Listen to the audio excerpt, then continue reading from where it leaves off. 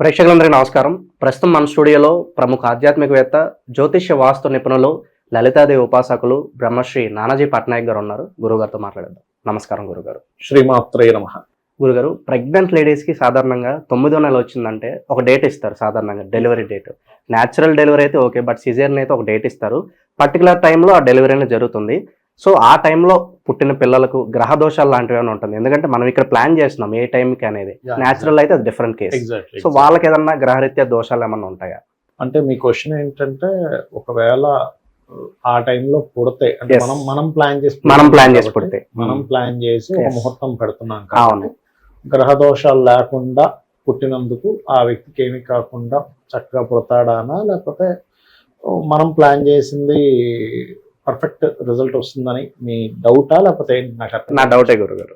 అంటే మనం ప్లాన్ చేసిన ఎంతవరకు రిజల్ట్ వస్తుంది, ఆ దోషాలు ఏమన్నా అతని మీద వర్తిస్తాయా లేదా అనేది. చాలా మంది మంచి ప్రశ్న వేశారు. అంటే ఎందుకంటే ఇవాళ రేపు చాలా మంది సరే మా జీవితాలు ఎలాగో ఇలా అయిపోయాయి, కనీసం సిజరీన్ అంటున్నారు కదా, ఒక మంచి జన్మని వాడికి మంచి లైఫ్ వచ్చేలాగా ఏదైనా ముహూర్తం పెట్టుకుంటే బాగుండు అని అడుగుతారు. అది తల్లిదండ్రులు అడగడంలో తప్పేం లేదు. వాళ్ళ పిల్లలు బాగుండాలనే కోణంలో ఆరోగ్యంగా అన్ని రకాలుగా చూస్తారు. నన్ను కూడా చాలా మంది అప్రోచ్ అవుతుంటారండి, నేను కూడా పెడుతుంటాను. కాకపోతే ఒక విషయం చెప్తాను పెట్టినప్పుడు, అమ్మా పుట్టే పిల్లవాడు మనం ప్లాన్ చేస్తున్నాం అనుకుంటున్నాం, అసలు మనం ప్లాన్ చేయట్లేదు, గుర్తుపెట్టుకోండి. ఏదో ఆస్ట్రాలజీ నేనేదో ముహూర్తం పెట్టడం, వాళ్ళకి ఏదో అద్భుతమైన తెలివితేటలు వచ్చేసి ఒక మంచి ఆస్ట్రాలజీని పట్టుకోవాలని అక్కడ ముహూర్తం పెట్టుకోవడం అనుకుంటారు. అదంతా కూడా మనం ఏదో ప్లాన్ చేసేస్తున్నాం అనుకోవడం తప్పు. ఫస్ట్ ఆ టైంకి రావడం దైవ నిర్ణయం.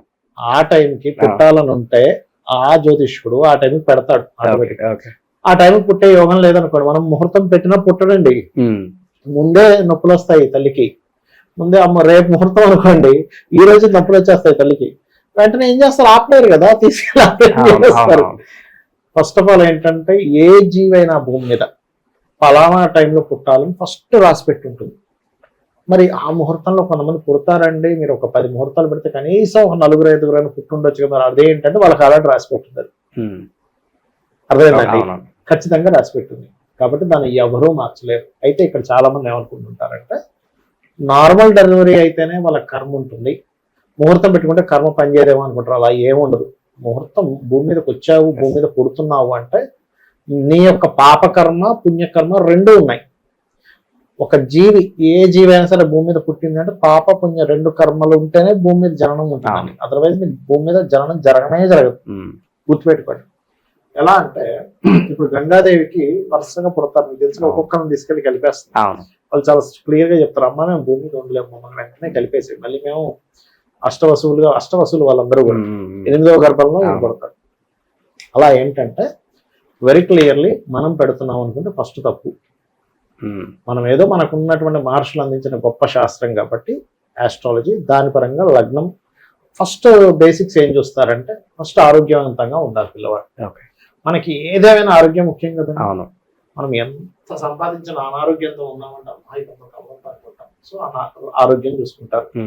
కొద్దిగా బాలారిష్ట నక్షత్రాలు లేకుండా, ఓకే, అలాగే కొద్దిగా కుటుంబంతో బాగుండేది, కొంచెం మంచి వ్యక్తి అయి ఉండాలని చూసుకుంటాం. అంటే ఇప్పుడు ఒక సైకోలాగా తయారవ్వకూడదు. అంటే పాపగ్రహాల సంబంధం లగ్నానికి రాకుండా కొంచెం కుటుంబంతో బాగా కలిసి ఉండేలా, కాస్త ఫైనాన్షియల్ గా బాగుండాలి అనేది బేసిక్ గా చూసుకుంటాం. అన్ని కలవాలంటే కలవబడి మినిమం ఇప్పుడు ఎలా అంటే, జాతకం చెప్పడం చాలా ఈజీ, కానీ జాతకానికి ముహూర్తం పెట్టడం చాలా కష్టం. ఎందుకంటే ఒక 10 days ఆ పీరియడ్ ఇచ్చారనుకోండి, ఉదాహరణకి డాక్టర్ గారు ఏమంటారంటే, అమ్మ మీకు సిజరీన్ చేయాలి, నార్మల్ డెలివరీ అవ్వదు అని చెప్పేస్తారు. ఒక్కోసారి డాక్టర్స్ వాళ్ళు ట్రై చేస్తారు, 4 రోజులు అవుతే బాగుంది. అప్పుడు ఏం చేస్తారు సార్ ఎప్పుడు అంటే, సరే ఒక పని చేయండి, ఇప్పుడు జూన్ ఉంది కదా, జూన్ లో 1వ తేదీ నుంచి 7వ తేదీ, లేకపోతే 1వ తేదీ నుంచి 10వ తేదీ మధ్యలో చూసుకోండి అంటారు. వీళ్ళు ఏం చేస్తారు అడిగితే, ఇక్కడ ఏమవుతుందంటే రోజుకి 12 లగ్నాలు, 10 రోజులు జాతకాలు చూసాను, 10 × 12 120 జాతకాలు చూడాలి ఒక ముహూర్తం పెట్టాలంటే. చాలా కష్టం. లక్కీగా ఆ పుట్టే జాతకుడు పూర్వజన్మల్లో మంచి పుణ్యం చేసుకున్నాడు అనుకోండి, ఈ ముహూర్తంలో పుడతాడు. ఇంకోటి ఏంటంటే, ముహూర్తం పెట్టే వ్యక్తికి కూడా పరిజ్ఞానం ఉండాలి. ఆ పరిజ్ఞానం ఉండాలంటే అలాగా లగ్నం ఎలా ఉంది, ధనస్థానం ఎలా ఉంది, కుటుంబ స్థానం ఎలా ఉంది, సిబ్లింగ్స్ తో బాగా కలిసి అన్ని కలవాలంటే కలవండి. మీరు ఎంత ముహూర్తం పెట్టినా కూడా ఎందుకంటే ఈ భూమి మీద పుట్టే ప్రతి వ్యక్తి ఏదో దాంతో సఫర్ అవుతాడు, ఏదో ఒక మంచి యోగాన్ని కూడా పొందుతాడు. ఈవెన్ ధీరుభాయ్ అంబానీ కూడా పాపం వాళ్ళ అబ్బాయి బాలేడని ఒక బాధ ఉంటుంది. పాపం ఫ్యాట్ అయిపోయాడు, మధ్యలో హెల్త్ ఇష్యూ వచ్చింది, మరి అన్ని లక్షల కోట్లు, వేల కోట్లు, లక్షల కోట్లు, మరి ఆయనకు బాధ లేదా? ఈవెన్ చిన్న వ్యక్తికి కూడా అతని స్థాయిలో ఆయనకు ఉంటుంది, అన్ని ఉన్నవాడికి ఏదో ఒక బాధ ఉంటుంది. నేనేమంటానంటే, ఒకటి మీరు పెడుతున్నారు అందుకే అద్భుతంగా పుట్టాడు అనుకుంటే తప్పు. మీ చేత ఆ అమ్మవారు పెట్టిస్తుంది, వాడికి పుట్టే యోగం కరెక్ట్ అందులో ఉంటే అమ్మవారు పడతాడు. చాలా మంది చెప్తాం, మనం చూస్తాం గురుగారు, నేను పెట్టాను ముహూర్తం అందుకని మీకు అద్భుతమైన ఫలితాలు వస్తున్నాయి అని చెప్పి చాలా మంది ప్రస్తావిస్తూ ఉంటారు. ఇక్కడ ఎలా అంటారండి, ఇప్పుడు ఉదాహరణకి కొన్ని పెళ్లిళ్ళు కూడా జరుగుతూ ఉంటాయి. పెళ్లి ముహూర్తం పెట్టుకుని కూడా ఎందుకు విడిపోయారు అంటూ ఉంటారు. ఇక్కడ జరిగే 2 విషయాలకి చెప్తా చూడండి. పెళ్లి ముహూర్తానికి ఎప్పుడు కూడా జీలకర్ర బెల్లం తల మీద పెట్టి ఒకరి కళ్ళలో ఒకరు చూసుకోవాలి. దానికంటే ముఖ్యంగా ఇంకొక విషయం చెప్తా. పెళ్లి కంటే ముందు మనకి పెళ్లి చూపులు అంటారు చూసారా, అసలు పెళ్లి చూపులకు ముహూర్తం ఉండాలి. ఎందుకంటే చూస్తున్నారు ఒకరికొకరు, అసలు అది ఎవరు పట్టించుకోరు. ఫస్ట్ పెళ్లి చూపులకు అసలు ముహూర్తమే పెట్టుకోవాలి. అసలు యాక్చువల్గా పాతకాలంలో ఏముండేదంటే, అసలు వధువు వరులు ఇద్దరు ఫస్ట్ చూసుకునేవారు కాదు, పెద్దలు వెళ్ళి మాట్లాడేవారు. వాళ్ళు చూసుకోవడం కేవలం పెళ్లి మండపం మీద ఆ తెర కట్టి ఉన్నప్పుడు, మంత్రాలు జరిగినప్పుడు ముహూర్తానికి ఆ తెర అడ్డం తీసే కానీ ఒకరి తల మీద ఒకరు జీలకర్ర బెల్లం పెట్టుకుని ఒకరి కళ్ళలో, దట్ ఈస్ ద ముహూర్త. అంటే ఆ టైంలో చూసుకున్న చూపులు వాళ్ళిద్దరి మనసుని కలుపుతాయి. సోల్ కారకుడు అయినటువంటి రవి కుడికన్ను కారకుడు, మనసు కారకుడు ఎడంకన్ను చంద్రుడు కారకుడు. చంద్రమా మనసో జాత చక్షు అంటే దీనికి కళ్ళకి సూర్యుడు కారకుడు, ఆత్మకి ఆత్మ సూర్యుడు కారకుడు అంటుంటాం. ఆ రెండో ఎప్పుడైతే ఆత్మ సోల్ కారకుడు మనస్కారకుడు చూసుకుంటారో అప్పుడు వాళ్ళ బంధం నిలబడుతుందని చెప్తారు. అది తెలియక మనం ఎప్పుడు పడితే ఎక్కడ పడితే అక్కడ కలిసి వస్తున్నారు మనుషులు అలా. ఇక్కడ ముహూర్తం ఖచ్చితంగా పనిచేస్తుందండి, కాకపోతే అది పెట్టే విధానం తెలియాలి, పంచగ్రహితం చేయాలి, కలశ శుద్ధి చేయాలి. అదేవిధంగా ఏ భావానికి సంబంధించిన ముహూర్తం పెడుతున్నామో ఆ భావం శుద్ధిగా ఉండాలి, అష్టమ శుద్ధి ఉండాలి. శుభగ్రహాలు ఎక్కడ ఉండాలో అక్కడ ఉండాలి, పాపగ్రహాలు ఎక్కడ ఉండాలో అక్కడ ఉండాలి. అయితే ఇక్కడ చాలా మంది ఏమంటే మరి ముహూర్తాలు పెట్టుకుంటూ కూడా కొంతమంది చూడండి, ఒక్కోసారి ఒక ముహూర్తంలో చాలా పెళ్లిళ్ళు అయ్యాయి, అందులో ఎందుకు విడిపోయారు కొంతమంది అంటున్నారు. ఇక్కడ ఏంటంటే, ఇది నేను ఒక విషయం చెప్తా. ఇప్పుడు ఒక ఎగ్జామ్ పెట్టింది గవర్నమెంట్, ఆ ఎగ్జామ్కి అందరూ అటెండ్ అయ్యారు, అందులో కొంతమంది ఫెయిల్ అయ్యారు, కొంతమంది సక్సెస్ అయ్యారు. ఎందుకు అయ్యారు? ఆ ఎగ్జామ్ రాసిన వ్యక్తికి ఆ ఎలిజిబిలిటీ ఉంది, చక్కగా చదువుకున్నాడు, సక్సెస్ అయ్యాడు. అంటే ఏంటి? వీడికి ఫస్ట్ ఎలిజిబిలిటీ ఉండాలి. అంటే ఏంటి? ఈ అమ్మాయికి కానీ అబ్బాయి కానీ వివాహం చేసేటప్పుడు వివాహ యోగము అని ఉంటుంది మన చిన్న జాతకంలో. 3 నుంచి 5 సార్లు వస్తుంది ఆ యోగం. అంటే మన లైఫ్ లో ఒక 22 ఏళ్ళు 23 ఏళ్ళ నుంచి ప్రారంభమైతే కొంతమంది 18 ఏళ్ళు కూడా వస్తుంది. ఒక 4 to 5 times minimum 3 to 5 times ఉంటుందండి. ఆ పర్టికులర్ టైం పట్టుకోవాలి. ఓకే, ఆ 2024-25 మే నుంచి 26 మే మధ్యలో వీళ్ళకి వివాహ యోగం ఉందంటే అప్పుడు చేసుకోవడం కరెక్ట్. అలాగే అవయోగం కూడా ఉంటుంది. అంటే ఈ ఇయర్ నుంచి ఈ మంత్ లో చేసుకోకూడదని ఉంటుంది. ఆ టైంలో చేసుకుంటే మీరు ఎంత మంచి ముహూర్తం పెట్టుకున్నా కూడా మీకు అది దెబ్బ కొడుతుంది, గుర్తుపెట్టుకోండి.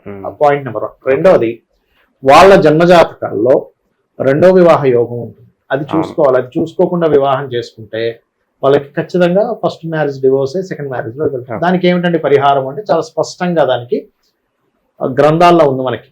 ఆ గ్రంథంలో చాలా క్లియర్ గా అర్క వివాహము అని చేస్తారు. జిల్లేడు మొక్కకి చేస్తారు పురుషుడికి అయితే, స్త్రీకి అయితే అరటి చెట్టుకి కానీ కుండకి కానీ చేస్తారు. కుంభ వివాహం అంటారు. అది చేంజ్ చేసుకోవడం ఉత్తమం. చాలా మంది అదేమిటండి అంటారు. నేను ఒకటే చెప్తానండి, ఇప్పుడు ఫస్ట్ ఒక వివాహం చేసుకొని పాపం ఆ పిల్ల ఇద్దరు గొడవలు పెట్టుకొని ఫ్యామిలీస్ కూడా దానివల్ల ఎఫెక్ట్ అయ్యి వాళ్ళు కూడా నానా రభస అయ్యి కోర్టులకు వెళ్ళి పోలీస్ స్టేషన్కి వెళ్ళి విడాకులు అయిపోయి తర్వాత మళ్ళీ కొంత వాళ్ళు డిప్రెషన్కి వెళ్ళి ఇంకో సంబంధం చూసుకొని సరే ఫస్ట్ది ఇలా అయింది నెక్స్ట్ ఇలా ఉంటుందో అని భయంగా మీరు జీవితం గడిపే కంటే కూడా ఒక 2 గంటల సేపు మీరు ఈ వివాహ సంబంధించి చేసేసుకోవచ్చు కదా. ఇందులో ఒక రాంగ్ కాన్సెప్ట్ నడుస్తుంది. ఏంటంటే అందరూ ఏమనుకుంటారు, అర్క వివాహం చేసుకుంటే వివాహం అవుతుంది అనుకుంటారు. కాదు, వివాహం అవ్వడానికి అర్క వివాహం కాదు. 2 వివాహాల యోగం ఉంటే ఆ దోషం పోగొట్టడానికి అర్క వివాహం. అలాగే ఈ ముహూర్తం అనేది ఒక కాన్సెప్ట్ అయితే మీకు ఏ టైం కరెక్ట్ టైం అనేది జ్యోతిష్ శాస్త్రంలో ఒక కాన్సెప్ట్ ఉంది. అంటే అలాగా మీరు ఈ టైంలో ప్రాపర్టీ కొనొచ్చు, ఈ ఇయర్లో ఈ పర్టికులర్ ఇయర్స్ లో ప్రాపర్టీ కొనొచ్చు, ఈ టైంలో ప్రాపర్టీస్ కానీ ఇన్వెస్ట్మెంట్స్ కానీ చేయకూడదు, ఈ టైంలో బిజినెస్కి మంచిది. మీరు నమ్ముతారో నమ్మరో, ఈ టైంలో ఇన్వెస్ట్మెంట్ చేయొచ్చా చేయకూడదు అనే దాని రీసెర్చ్కి నాకు 70 లక్షలు ఖర్చు అయింది. నమ్ముతారు? Okay, only for research. ఎలా పెట్టారంటే అప్పులు చేసి పెట్టాం రీసెర్చ్కి. ఇప్పుడు ఆ రీసెర్చ్ ఎంత పనిచేస్తుందంటే చాలా మందికి ఏమంటే ఇక్కడ పెట్టకండి అంటే పెట్టకపోతే అతనికి లాభం వస్తుంది, పెడితే దానివల్ల అతనికి నష్టం వస్తుంది. నష్టం వస్తుంది. అలా రీసెర్చ్ చేయాల్సి వస్తుందండి. ఒక ఇన్వెస్ట్మెంట్ పెట్టకూడదు అన్నప్పుడు దాని మీద ఒక 50,000 జాతకాలు తీసుకోవాలి. ఎవరెవరు నష్టపోయారు, ఎవరెవరు లాభపడ్డారు. ఇక్కడ వివాహం చేసుకున్న వాడికి ఎందుకు ఎఫెక్ట్ వస్తుందంటే పర్టికులర్ గా కేతు కనెక్టివిటీ ఉంది, లేదా శని కనెక్టివిటీ ఉంది, కుజుడు కనెక్టివిటీ ఉంది. టైం రానప్పుడు పోయి చేశాడు. ఎందుకంటే మనం ఒక పండు తినాలంటే కూడా ఇది రైట్ టైం కాదు, అది పండిన తర్వాత తీస్తాం. అవును, కాయగా ఉన్నప్పుడు మనం తినం. అరే అది ఇంకా పండలేదురా, ఎందుకు తింటున్నావురా అంటాం. అంతే కదా, సింపుల్ కదా. ఒక వ్యక్తికి, ఒక తండ్రి ఒక అబ్బాయికి ఒక బిజినెస్ అప్పచెప్పాలంటే వీడికి ఇంకా అనుభవం రాలేదు, ఇప్పుడే వద్దంటాం. అంతే కదా. చాలా కాన్సెప్ట్స్ ఉన్నాయి. ఆస్ట్రాలజీ మనకి మహర్షులు అందించిన గొప్ప శాస్త్రం. దాన్ని మనం భగవంతుడు అందించిన గొప్ప శాస్త్రంగా భావిస్తూ ముందుకు వెళ్ళినట్లయితే ఖచ్చితంగా మంచి రిజల్ట్స్ వస్తాయి. ఓకే, చాలా మంచి విశేషాలు మాకు ఇవాళ ప్రస్తావించారు గురుగారు. ధన్యవాదాలు. శ్రీమాత్రేయ నమః.